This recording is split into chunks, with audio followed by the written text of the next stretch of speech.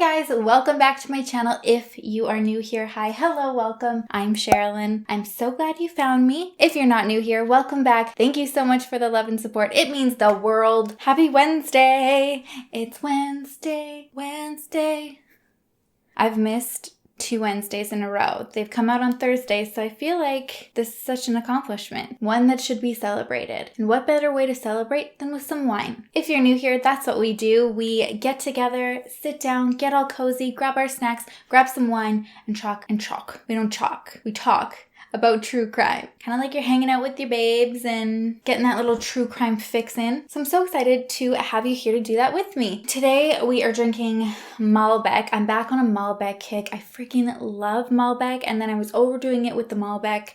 How many times can I say Malbec? So I stopped drinking it for a little bit and now I'm back in it. And this one today is Trevento Argentina Reserve Malbec. I don't have a particularly fancy reasoning why this one is the one I'm drinking tonight. My husband got it for me, so. Now, I have literally combed through as many comments as I could, my messages on Instagram, my comments on Instagram. I'm trying to find out who recommended this case for me so I could give you a shout out, and I cannot find the comment to save my life. So if it was you, I apologize. Thank you for this suggestion on the case we're going to talk about today. Maybe just pop "that was me" in the comments so I can give you some love, but I would have much rather done that right here and now. I can't find the comment. Today we are talking about the yogurt shop murders. First I didn't really ring a bell, and then as I started to read more about it, I remembered seeing it on 48 Hours a long time ago. This one will just like rip your heart out of your butt. It's so devastating and it's a mystery. Just a forewarning. It's really sad. So unfortunate. Again, one of those situations like how I felt with the Tom and Jackie Hawks case, where you just like replay scenarios in your head over and over of just, oh, if only this could have happened, or this, you know, just one decision that could change and just make this outcome different for everybody involved. We've got a lot to cover today. Let's get into it. And have a little sipperoo before we get started. Whew. I had a little sake before this too with dinner. Sake is like rice wine anyway, so like wine and sake shouldn't be too aggressive on the taste buds, but right now it is. Just have a couple more sips, I'll forget all about it.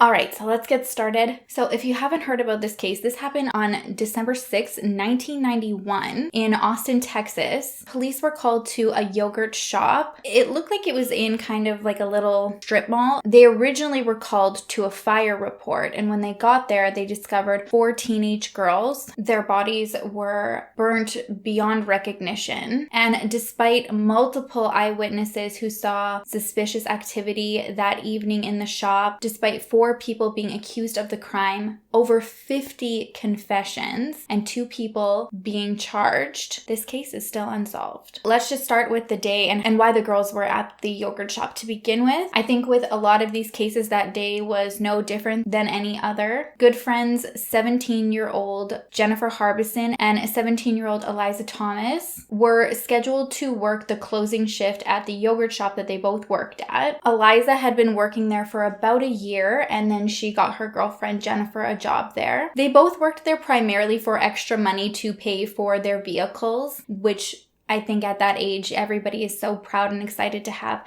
that first vehicle. Jennifer had a truck that her dad had bought her, and so she wanted to help make the payments on that. And Eliza was driving a Carmen Ghia. I've never heard of this vehicle. I think hers was like a 74 or something like that, so maybe it was a vehicle that was popular in the 70s. So they both were basically wanting to make some extra money to help do repairs and make payments on the vehicles, and then obviously to have some spending money at that age. It's always nice to kind of feel independent. And these girls were good girls. They weren't problematic. They didn't experiment with drugs. Jennifer was in a serious relationship. Eliza had just recently broken up with her boyfriend, but was in a serious relationship. They wanted to work. Even their parents were like, you know, you don't really need to work. Focus on school. You're going to have a lot of time to work and get jobs when you're done. And it was both of them who, you know, individually told their parents that they just they wanted that independence. They wanted to work. At this time, particularly when they weren't at work, they were focusing a lot on their FFA projects. So for Jennifer's project, she was raising a lamb. I believe her sister was also, I think they had conjoined it, so they were both raising a lamb together. Eliza was raising a pig, and they both liked that. They were country girls, and they were really invested in the project. Eliza's pig the year prior had actually won a ribbon in the competition. This year, though, it was a little bit different. The pig that she had was dealing with some health issues, so Eliza's focus was on nursing it back to health and getting it better. So she would go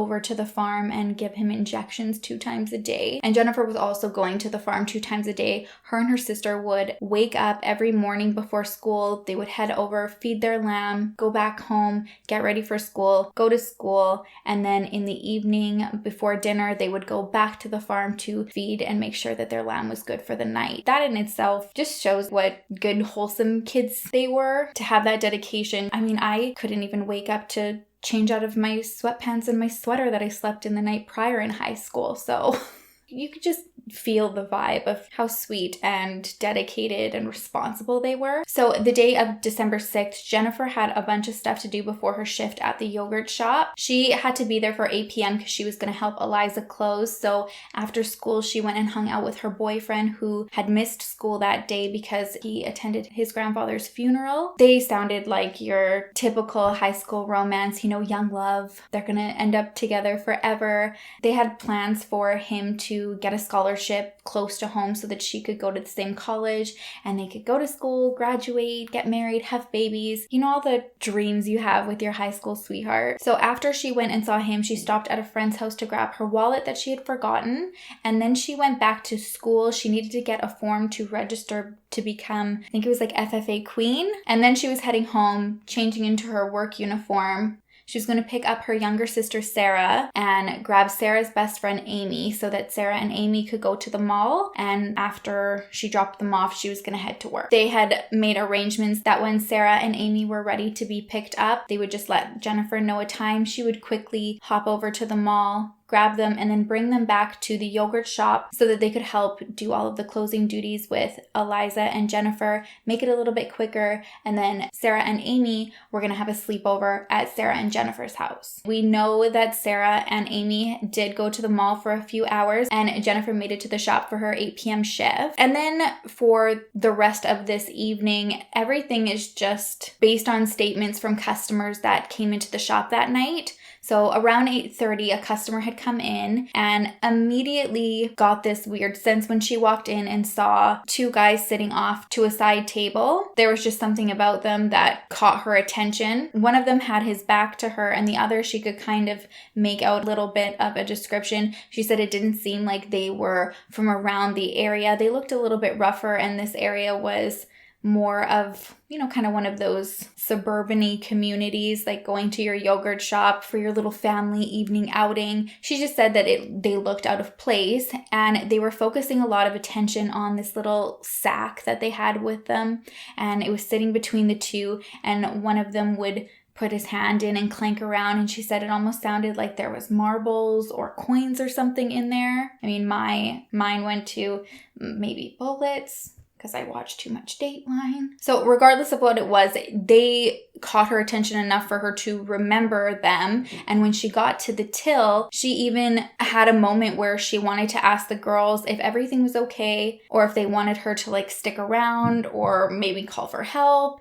And she said they seemed completely normal. They were chatting about their school projects. They were deep in conversation and kind of giggling while they were taking her order. So she just figured she didn't want to like offend anybody if the girls knew them. So she kind of left it at that, got her yogurt, and then she was like, I wanted to get the heck out of there. So around 9 p.m., Jennifer leaves briefly to go back and get Amy and Sarah from the mall. They stopped at a restaurant that sounds to be part of the same complex to get a pizza before they closed. And then Amy and Sarah would eat it while they were waiting for Jennifer and Eliza to close the shop. So the girls come back and have their pizza, and Sarah and Amy, they are described as best friends. Sarah was 15 years old, Amy was 13, so she was the youngest of the group. Because of the age gap, I believe at that point they weren't going to the same school, so it was rare that they got to spend time with each other. So anytime there was a weekend, which this was on a Friday, they tried to dedicate that time to each other to have sleepovers or hang out. Sarah had a recent boyfriend that she started seeing and she was really excited about him. Amy was, I don't think, quite into having the boyfriend phase. She was really focused on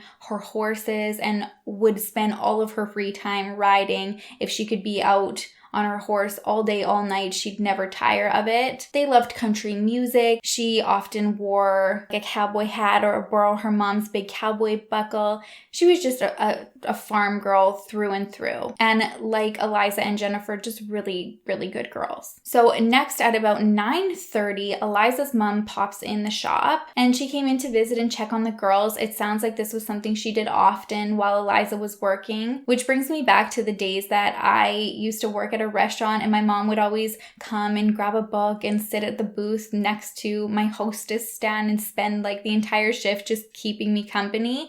So this really, it just touched me because I remember having my mom come in and stop, or, you know, your family and your friends. And this is so exciting when you're at your like first job and you're just like, oh, hey. So she comes in around 9:30. She doesn't notice anything unusual. At the time, Eliza was actually on the phone with her younger sister and she was trying to convince her younger sister to come by and visit too. But her sister was spending the weekend with their dad and she needed his permission to come. I think he was out at the time. And in like 91, having cell phones and stuff was not like the regular. So they're talking on like a landline and she's saying she can't come because she's got to wait for dad. So Eliza hands the phone over to her mom when she comes in and her mom has a conversation with her and she's like, yeah, I can't give you permission. You're with your dad right now. So if he comes home in time, come by and say hi to Eliza. If not, you know, you'll see her in a couple days. So while Eliza's mother's there, an off-duty security guard comes and he's familiar with Eliza and her mother.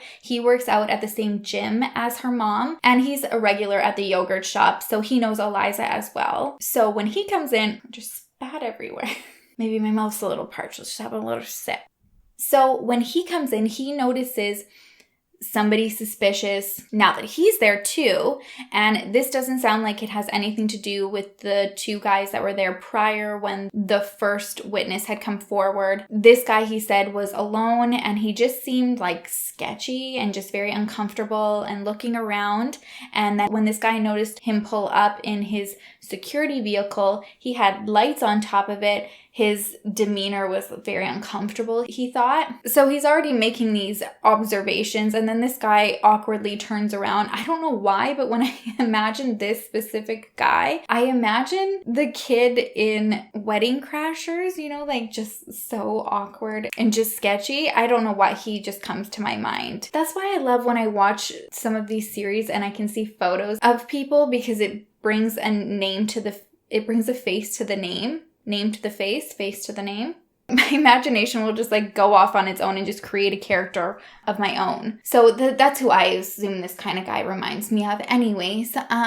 So he turns around and he asks the security guard, he's like, oh, like, is that your car with the sirens on it? And the security guard's like, yes, it is. And he's like, oh, what are you? And he's like, I'm a security guard. And then that was it. He just turned back around and then placed his order. So when he got to the till, he ordered a Sprite. I think he asked for a 7-Up at first, actually. And then Eliza said they only had Sprite. So he was like, yeah, okay, I'll take the Sprite. No yogurt. And then he goes off to the back of the shop. And so by the time the security guard comes up to the front, he's like, where is he going? And Eliza said, oh, he's just using the washroom. Usually we don't let customers use it, but he said he had to go. So, yeah, I feel bad. I'm just going to let him go. And she didn't seem like too concerned about it. She was kind of in conversation with her mom, messing around with Jennifer, who was at the yogurt stand preparing everybody's yogurt orders. So just the demeanor from the girls that evening never gave pause to anybody who was feeling uncomfortable by certain characters that they were seeing in the shop that night. But he was still feeling a little off. So he kind of lingered a little bit and tried to make small talk with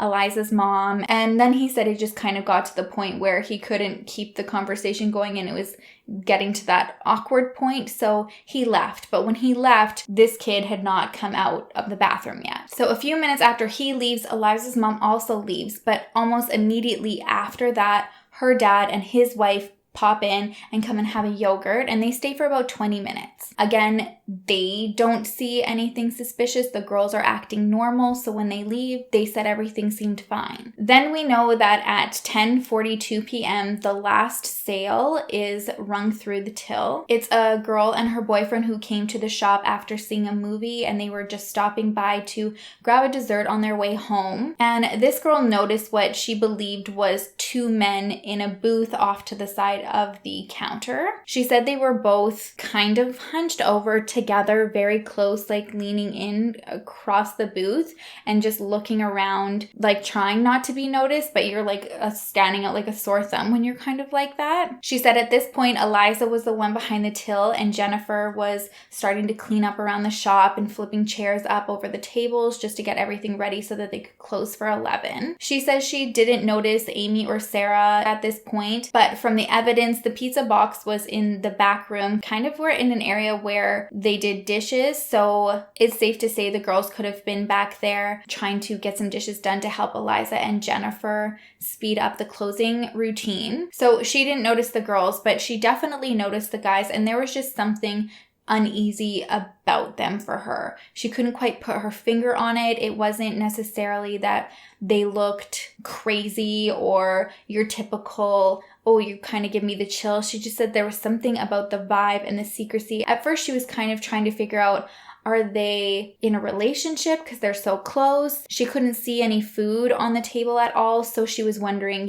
why they were so close still there. And it was getting close to closing, so there wasn't really need for them to just hang out there and talk. So her boyfriend wanted to leave right away after getting the yogurt. He wanted to get back home, but she wanted to have it at the shop, so they sat in the booth behind these guys. They stayed for a couple minutes, and then her boyfriend said again, we've got to go. They're trying to clean up the place. I don't want to be these people who are like the last to go and stall them on their Friday night. They probably have stuff to do. So she was just like, okay, yeah, fine, let's go. So when they leave, the two guys are still there. And that's it for any eyewitnesses or anybody who can kind of piece together that evening. The next part here is basically just speculation and trying to piece together the evidence and just the mannerisms that anybody who worked with the girls knew they probably followed. So people who worked with Eliza knew that she was very serious about her job and she followed her boss's closing and opening routine to a T. My understanding reading was that he had a very strict way of closing and opening. So he wanted everything to be done point by point, and Eliza was very thorough. Part of that was that anybody who was closing,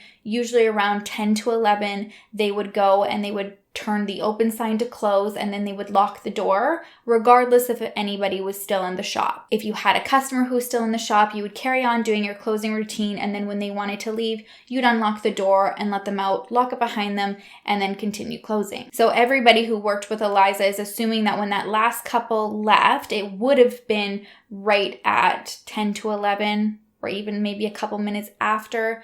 Eliza probably would have followed them and locked it behind them, and the two guys would have still been inside. So the next part of the routine would be to go through and wipe down all the counters, wipe down the machines, and it looked, based on evidence, that was being done. The rag was around the till on the counter, and then it almost looked like, even just like still having the imprint of the hand balled there, that she lifted it up. Now, we're not sure why she lifted it up. There was a can of Coke kind of close to the rag and a styrofoam cup. So she could have just stopped at that point and decided, I'm thirsty, or she could have possibly let the guys out of the shop at that time. We're not too sure, but we know the rag was there. There was a can of Coke and a styrofoam cup. And then there was a receipt that was rung in that said no sale. So again, this could have been Eliza ringing that in to open the till till and count money. It could have been somebody asking her to open it up. It could have just been her opening it up and putting the money in for the Coke. We don't know. But this was at 11:03. So at this point, the shop should have been closed and anybody who was still in there should have been out. Next, at 11:48 p.m., there's a rookie cop who is patrolling and he sees there are flames coming from this complex. Initially, he just suspects that it's a kitchen fire, so he doesn't call for a big squad of backup. He just calls for somebody to come and send the fire department. And when the fire department gets there, there's not really much going in at the front of the shop. It's behind in the back where the storage unit is and like the kitchen area. So they're putting out flames. They're still assuming that this is just some kitchen incident. And then they notice a foot. So as the room becomes a little bit clearer and the smoke and steam is subsiding, they find 3 bodies in the storage room. They carry on to where the back door is, and that is when they find another body. This one isn't burned as bad. The girls in the storage room were beyond any form of recognition, and this body was not charred. There were substantial burns, but they could make out much more with this body. She's nude,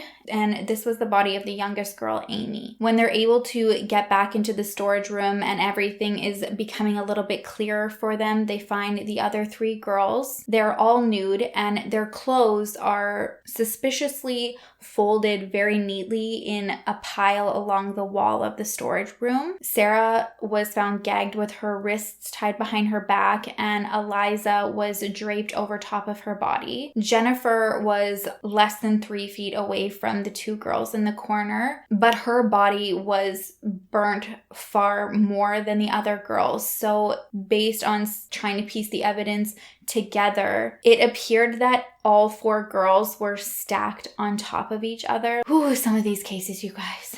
So it just appears that Jennifer was the one to absorb most of the accelerant that would have been used to set this fire. It appeared that each girl was shot prior to being set on fire, but with Amy being in a different area than the other girls and her body being less burnt, investigators assume that when the bodies were set on fire, Amy actually didn't die from her gunshot wound and she was trying to crawl out of the room. So she would have been right under Jennifer, and that's why Jennifer's body was toppled over to the side away from Sarah and Eliza. So she tried to crawl away and save her life, but unfortunately the killers were still in the shop, so they found her. I say killers because a second gun was used to kill Amy. So she had 2 different gunshot wounds to her head, where the other girls all had one and it was of the same bullet. And then Amy had a second one that was different. It also appeared that all the girls were sexually assaulted, but the girls that were in the storage room, the chances of getting any evidence from them was so minimal after a fire being ignited, as well as having all of the water from the hoses to try to put it out. But they were able to collect DNA from Amy's body. And I don't mean to be a rag on, people's jobs and investigators and how things can get done sometimes early on in these cases. But I mean, often we do hear that just people drop the ball and, human error it's so unfortunate in murder cases when you are really relying on any form of evidence that you can get to solve a case. Specifically, when you've got a case of 4 young girls that have been brutally murdered, you'd want to collect absolutely every shred of evidence you possibly could, especially when you're like, I'm not going to be able to get much with the damage that's been done. Those early investigators have been accused of dropping the ball because the shelf that was in the storage room was thrown out before it was properly swabbed and searched for fingerprints. I also read that there was no evidence taken from the bathroom in the back of the shop, nor were there any at the counter in the front, and I don't think on that can of Coke or that cup either. So lots of spots where there could have been contact, especially in that storage room. I can see how people are feeling like the ball was dropped. Luckily, though, they were able to get DNA from Amy, so that really is kind of all this case has. Naturally, when the story came out, everybody is just horrified and tons of leads started coming in based on any customers or eyewitnesses that were in or around the yogurt shop that night. People even called in from hearing rumors on the streets of people trying to take credit for it. I believe there was also some spouses and girlfriends that had called in reporting their husbands and boyfriends who were acting suspicious that night. So they were getting tons and tons of leads in. They even had twisted individuals who were calling saying they did it. From the get-go, it was just clear that the detectives weren't equipped to deal with this. And I feel bad because obviously you go to the detective, why isn't this being done? This has got to be done. And I feel for the original detective on this case because he was in over his head, but he asked for help repeatedly and he'd keep getting denied. So it was all up to him and he just became consumed and obsessed, started dealing with post-traumatic stress disorder. He was accused of being too close to the family members because he would spend so much time with these girls' families trying to learn more about them and stay focused and stay motivated. And eventually, though, the FBI gets involved and they have a profiler come in and write a report on who he believes this suspect probably is. And I always find these fascinating. It's nuts sometimes what profilers can do. And then when you hear that one was involved and then even like years and years later when the case is solved, it's like to the T exactly what this person said they were going to be. So I'm going to read this out because there's quite a bit on my little notepad. The profiler's report was that it was probably going to be more than one person, but one of them was going to have like more of a dominant personality and the other one would be a follower. They probably were white in their late teens or early 20s. The dominant one was probably a school dropout, was an underachiever, didn't do well with authority figures, angers easily, acts on impulse. When engaged in confrontation with an adult male who he couldn't take, he probably wouldn't say anything, but if a friend was around, he would. So like a little...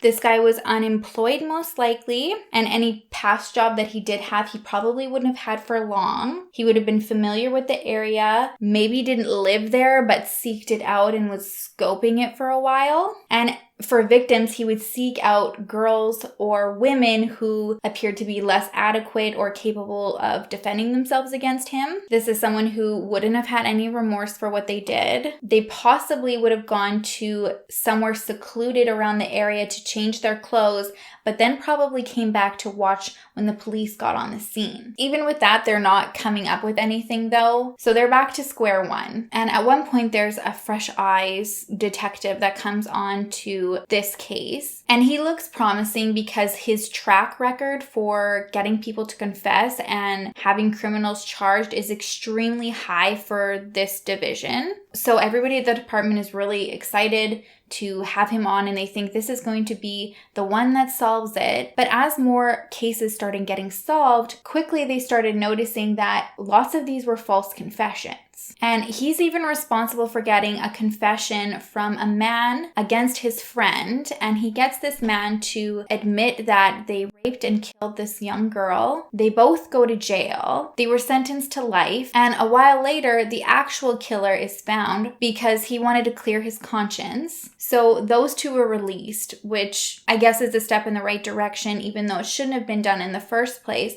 But the unfortunate thing in this case is that the one man who always maintained his innocence, he had been brutally beaten in jail so severely that he suffered severe brain damage. And it's irreversible. He'll never ever be the same. But had this interrogator never forced a false confession, he shouldn't have even been there in the first place and it should have never happened. So he had a lot of these. This was not the only case. There was a lot, and as it came to light that so many of these confessions and people going to jail innocently were coming from his files, he was fired when there was like a big stink made about it, which rightfully so should have happened. But then quietly he was hired back after a certain amount of time, and then he eventually was able to retire with his full pension. I believe he was also given a promotion when he was hired back on. So just based on that, it kind of gives you just an icky feeling about this division and this department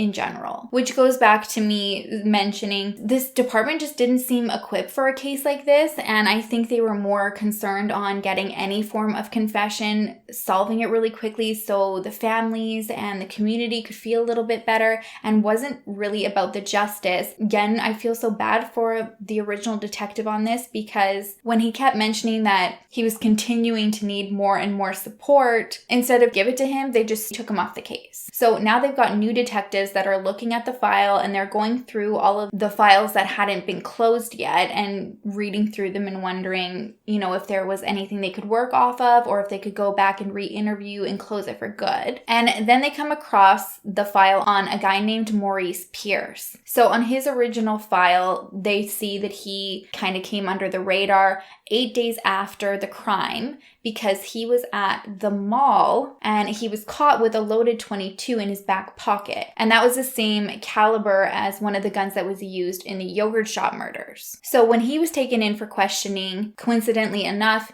he originally was questioned by that one investigator who was notorious for getting false confessions out of people. So Maurice's file had a semi-confession from him, but he said he had nothing to do with it and he wasn't involved in any way. It was just him speculating that the gun that he had on him at the mall that day was probably used in the yogurt shop murders, if that's what they were speculating. He said it wasn't him though. He said it was his friend named Forrest Wellborn. And he said that day he and Forrest were hanging out with these bad seeds. And at one point, Forrest asked to borrow the gun. He went away with a couple of the guys for an extended period amount of time. And then he said when he came back, 6 rounds had been fired out of the gun, and he said that Forrest smelled like hairspray. When he was asked if anybody else could have been involved, he said he didn't have any information. The only people that he had seen that day were Forrest and then 2 of their other friends earlier on in the day, Robert Springsteen and Michael Scott. So for whatever reason, when these other guys' names are brought up, now they've got a little quad group that they're honing in on. So Robert Springsteen was one of them. He was 17 years old at the time, and he was new to Austin, Texas. He was staying with his dad for a little bit to get away from his mom and his stepdad. He didn't go to school often, didn't really like authority. He was more of a stoner guy. He was a misfit, but not a bad guy, just misfit. And a few months before the murders, Rob's friend Michael Scott came to live with him. He sounds very similar. He was also a little bit troubled, didn't like going to school. He wanted to smoke pot instead, play video games, drink beers during the day. He liked to pop acid and do a lot of mushrooms. I think he self-proclaimed himself the mushroom king or something like that. So they were stoners, but he hadn't always been that way. About a year, I think that he was coming into his angst stage, because before that he was a part of the football team. He played viola for the school orchestra, and he was also an active Boy Scout. His family said he had dyslexia though, so they think that that is kind of when he noticed academically he was struggling and getting frustrated the older he got. It's when he got more into the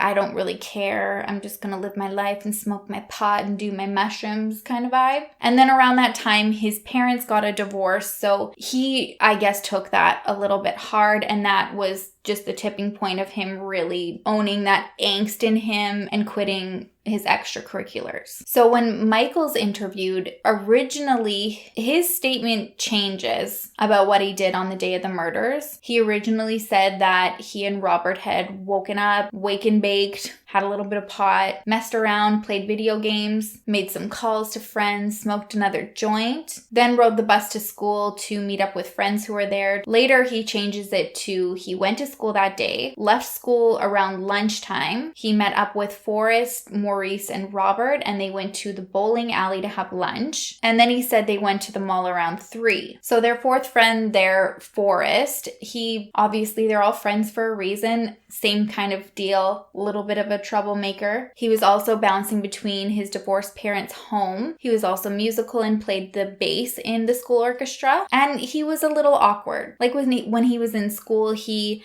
was the awkward kid that sat in the back of the class and kept to himself and doodled cartoon characters and superheroes and villains and weapons and stuff, and just never looked up from his notebook all day. I can think of 10 kids off the top of my head who I knew that were similar to that in class.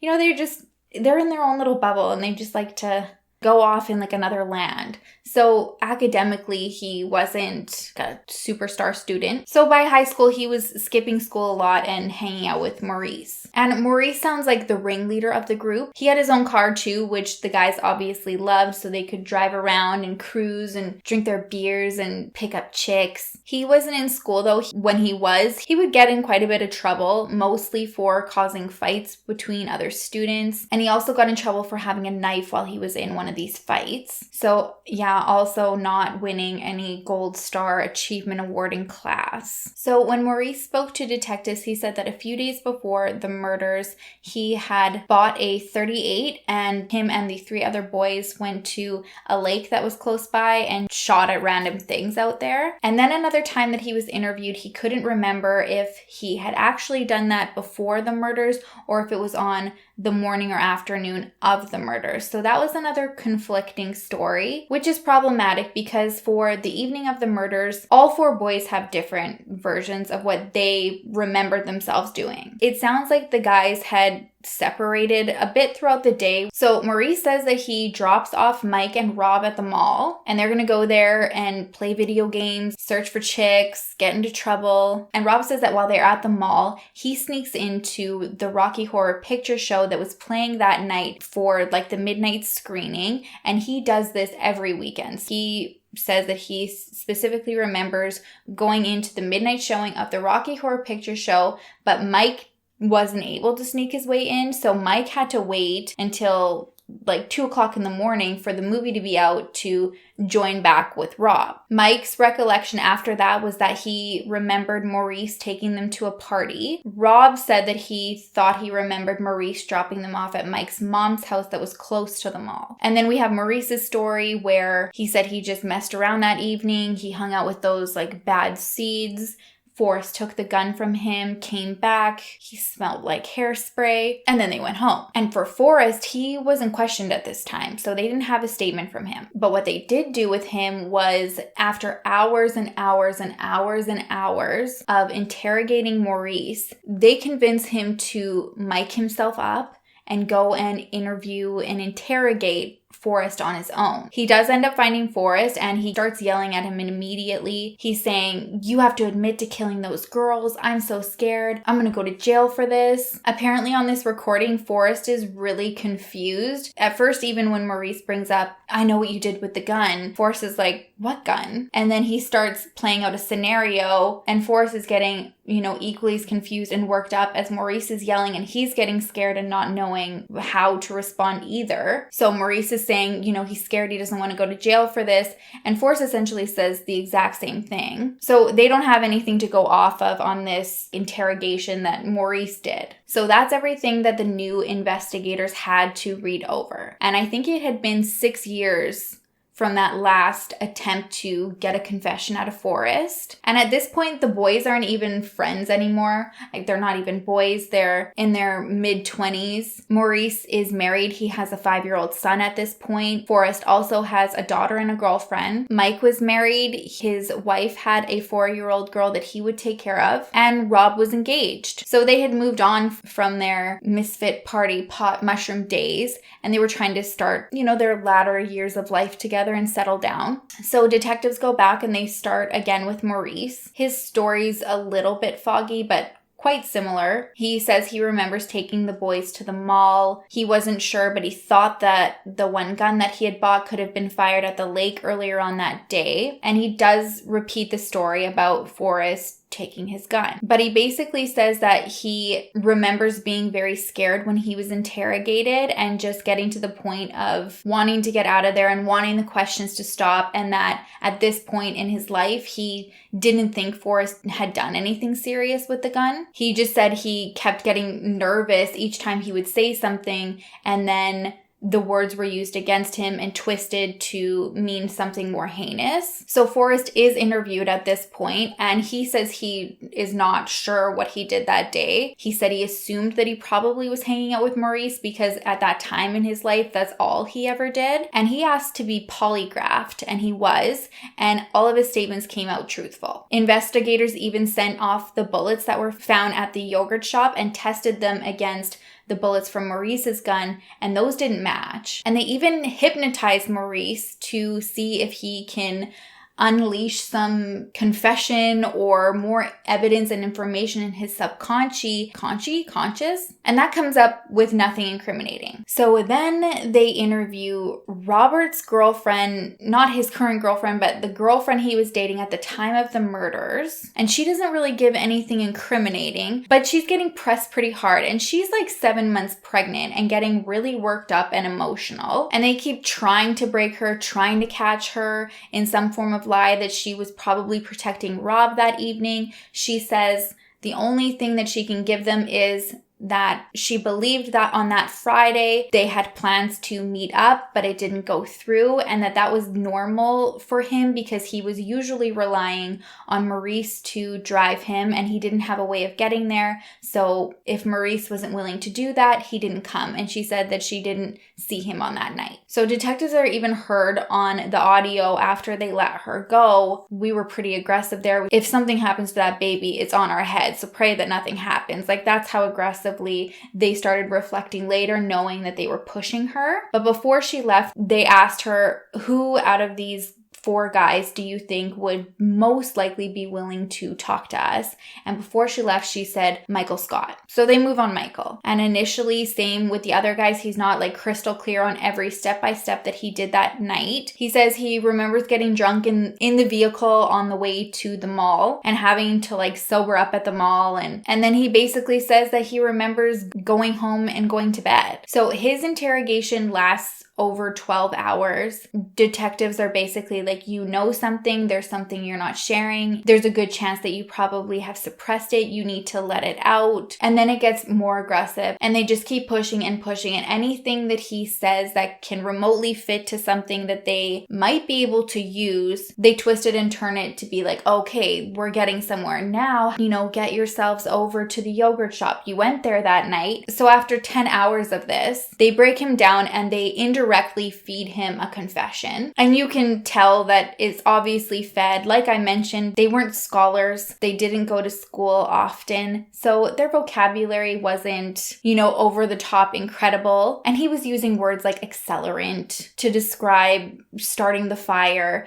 Just cop lingo, not something that, a high school dropout is going to be like, oh, let's put an accelerant on the fire. That's not even something that I usually hear. It's like, where's the gas? Put it on the fire. And reading through the transcript, it was really unsettling to see how terrifying it could be if you were in somebody's crosshairs. Like, I would never want to be in that situation. I know I'm one of those people who is like, if I never did something, I would never confess. There's no way you could make me confess. And while I still want to say that and truly wholeheartedly believe that I never ever would, it's hard to put yourself in a situation of 10 hours. Like, that's a long friggin' time of just having somebody fuck with your psyche and take little things that they think match their story and be like, oh, you said this. And then they bring it over to how it can fit with their scenario. Anytime I see stories and cases like that, it always just creeps me the hell out because obviously your natural instinct is just to say it would never do it, but it happens so often. So he eventually says that he was there and that it was Maurice's idea. And then his recount of the events is, like I said, basically fed to him. When he said, I can't remember, the detectives would be like, oh, you can't remember being there with Rob and Forrest also? He would say, I was. And they would say, you were. And that was his whole confession. He couldn't feed any key details. And when he was trying to be specific about the girls or the condition of which they were found in,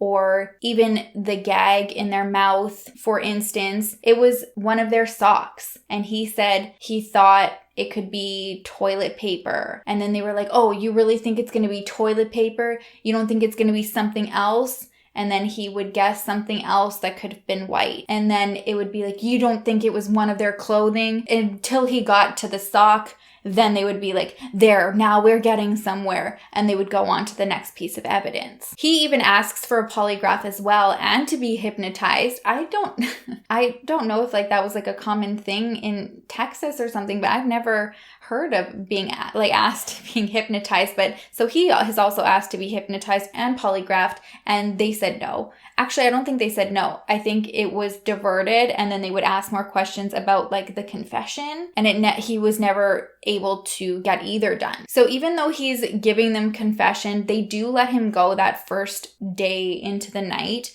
and then he comes back the next day for the second round of interviewing. At this point, the detectives decide that they want him to now confess to be the shooter. So they don't want him as a witness anymore to the crime and feeding them information. They start telling him that he was the one that shot the gun. And while they're doing that and trying to make him remember how it all went down and what he did as the shooter, this one detective grabs his gun, goes and stands behind Michael Scott and puts the gun to the back of his head and said, this is what you did. So by reading everything, it sounds like that was the pivotal moment of him being so broken completely at that point. He signs a 14-page confession and he implicates himself, Robert, and Maurice. And then he also has Forrest there, but he says Forrest is the getaway driver, so he was never in the building. And even with this confession, I got the sense that I think they felt like what they did was wrong and that they needed more, because they didn't even arrest him right away. It's not until several weeks later that he's arrested. So next they go for Robert Springsteen, and it's very repetitive. They use the same tactics, break him down. I think one of the first things that they did to try to get him to question his own sanity was tell him that on that Friday night, they were able to pull back records from the movie theater, and they had proof that Rocky Horror Picture Show was never playing that night. So now he was like, but I remember seeing it, and they're saying they have proof it never played. So he's like, did I not see it? That would trip me out too, because it's almost like a Mandela effect. You know, like I swear I've seen, if you haven't seen my video on the Mandela effect, you've got to check it out. But I remember the movie Shazam with Sinbad. And that movie has never existed. So that's where I would go, because I would be like, okay, what in the hell? There's a glitch in the simulation, you guys. I need to go back to where I was in the other universe because I saw the movie. That's probably how he was feeling. So that's where he starts to just kind of lose it. He's following their lead as they're doing the same thing that they did to Michael Scott, just kind of walking him through what he allegedly did and saw. But for him, he won't sign anything that night, and he leaves and goes back home. Even though he didn't sign anything, his confession is one that once anybody heard it, couldn't get out of their head, because he admits to raping one of the girls in the confession. And I think for people to grasp that and have somebody go there and like admit that part of the crime, that's like impossible for anybody to feel like you would do if you hadn't done it. So with him confessing that basically is all the detectives used. And on October 6th, they arrested all 4 guys. And before trial, Robert Springsteen was offered a deal to make a confession and testify against the other guys in their trial. And his lawyer was basically like, if you don't take this, you're a dead man walking. I'm not going to be able to save you. You've admitted to raping a girl and then killing her. There's no way that any jury is going to be able to forgive that. Like, you need to take this deal. And he said no. He turned it down. There was no way in his conscience that he could admit to it at this point now in his life, when he knew, what had happened and how much he had been broken down. But he also said he couldn't testify against his friends when he didn't believe that they had nothing to do with it. So his response to his lawyer was that he got himself in this mess and he had to get himself out of it. Now, while they're waiting for trial, Maurice and Forrest's charges were dropped because they didn't have enough evidence to make it stick, and without them confessing, they couldn't prove that they were there. So the only reason that Michael Scott and Robert Springsteen's charges stuck was that they had these confessions, which sealed their fate because both of them were convicted. Robert was sentenced to death and Michael was sentenced to life with the possibility of parole. But I already mentioned that despite 2 convictions, the case is still unsolved. So what happened is in 2006, the 2 men appealed their conviction. Both of them had their convictions overturned on an appeal that basically their rights were violated because they couldn't address their accuser in court, which was each other. The conviction gets overturned, but they're not released. They have to stay in jail. And they're kind of in limbo at this point because the DA is obviously trying to find something that is going to make it stick. They don't want to let the girls' families down.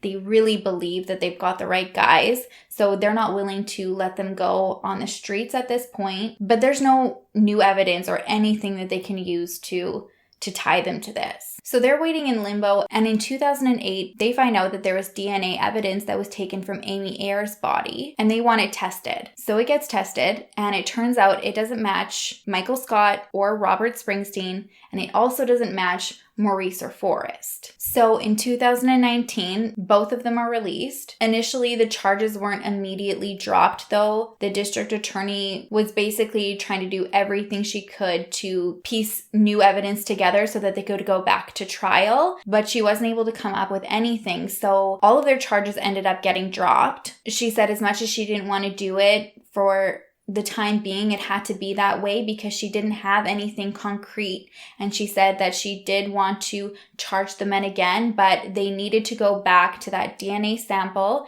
and figure out exactly who it came from. And her explanation for it not matching any of the guys didn't seem to bother her. She still felt like the 4 of them were involved, but now she's on the hunt for a 5th guy in the crime, and she thinks that the DNA matches another accomplice. And that's kind of how everything has stayed. No new charges or evidence has come up against the guys. If anything were ever to come, Maurice would never be able to go to trial because he is now dead. Long story short, he was in a vehicle driving away from a cop that was in pursuit of him. He ends up getting out of the vehicle and running away from the cop. And then when the police officer catches up to him, it sounds like the officer had like a knife clipped on his belt. Maurice grabs it, stabs him in the neck, and then this cop is able to gather his sorts enough to shoot him and kills him. The cop originally was in critical condition, but he got to the hospital in time and he survived. So if there was any form of evidence that could ever be found that would tie Maurice to this case, he would never see his day in court. As of this year, there was a hit on the DNA evidence that they had. But what's really frustrating about it is that the sample that was collected that matches the DNA that they had from Amy was taken from like a third-party lab. So this wasn't like a detective taking a swab or an investigators or FBI. They can't divulge the information of where they've got this DNA. All they know is that it is a partial match to that DNA in the database. It could be from maybe something like Ancestry DNA, potentially maybe something like when you submit your DNA when you're trying to get life insurance, you've got like your swab to make sure that you don't like have any pre-existing conditions. I'm not sure specifically because they can't release where this has come from, but they do have a partial match, and this doesn't necessarily mean it belongs to the exact killer, but it could be a relative. So even if it's not like an immediate relative, it could be like a cousin or an uncle or something like that. So due to privacy laws, they can't investigate or interrogate and question somebody who voluntarily submitted their DNA to a third party that has already signed and agreed to not share that DNA. My understanding, though, is everything is still as it stands, and none of that connection is to Michael Scott or Forrest Wellborn or Robert Springsteen or Maurice Pierce. So that's where my mind gets all like bamboozled, because I have swayed so many times reading this case. I've gone from, yeah, okay, well, you know, they could have done this, especially with the story about Forrest taking the gun and going, but he, out of everybody, was like the one who they really had nothing to go on, and Maurice was the one who was just trying to kind of pin it on him. And then even when confessions were coming, they didn't even have him associated in the yogurt shop. They had him as like the getaway driver. So he was never even somebody who they had in there participating in the crime. And he's the only one who, in my mind, I was like, well, like if he had the gun and he went there, maybe it was him. So I don't know. I go like I always do on these ones, guys. I go back and forth. I don't know how to feel about it. My gut is that I don't think that these 4 had anything to do with it. I think it was somebody who was there that day at the yogurt shop. I think it was somebody who had cased out the area prior, whether they were the 2 that were still in the yogurt shop at the time so they didn't have to like break in or anything. Or maybe it could have been the guy who used the bathroom and propped open a back door so that he could get in easily when everything was closing down. I don't know. Regardless though, I really hope that this can get solved for justice for these girls and their families. I cannot imagine what they're going through and what that would have been like. This is one case that I never want to not get solved. I hope that at one point these girls can get some justice. I really, really want to know your guys' thoughts though and theories. I want to know if you guys think that these 4 guys had anything to do with it, or if it was somebody that was, reportedly sketchy there that day. Let me know your thoughts in the comments, guys. I love to hear from you. That is it for me today. If you haven't already, please don't forget to like and subscribe. It means the world to me. I love and I appreciate you so, so much. I will see you on Saturday's video. I will miss you until then. Love each other, love yourself, and I will see you soon. Bye.